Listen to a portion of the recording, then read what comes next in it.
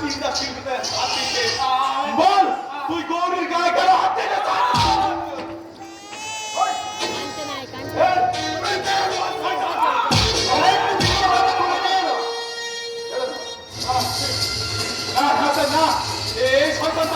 এই শয়তানটা জীবন থেকে শেষ করে দিচ্ছে।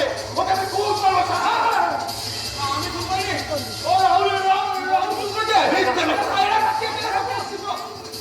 ভাই তুমি নিজে হাতে দিয়ে নাও, যা দেখা নাও, যা করো আমি করবো।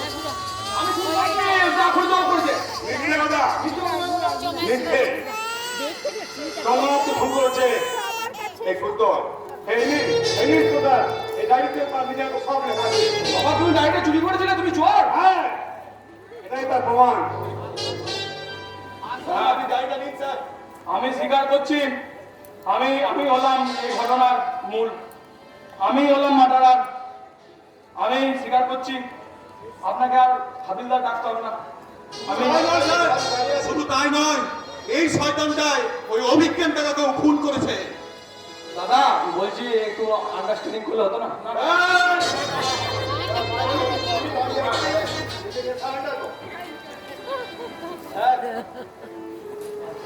আমাকে অ্যারেস্ট করবেন না স্যার। কাকে অ্যারেস্ট করবো?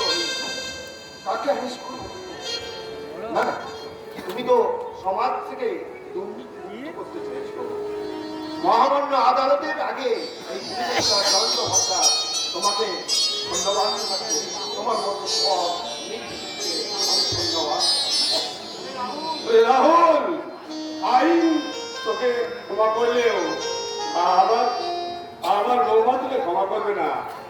বৌমা যাও, বৌমা যাও, এই হতভাগাকে অ্যারেস্ট করো।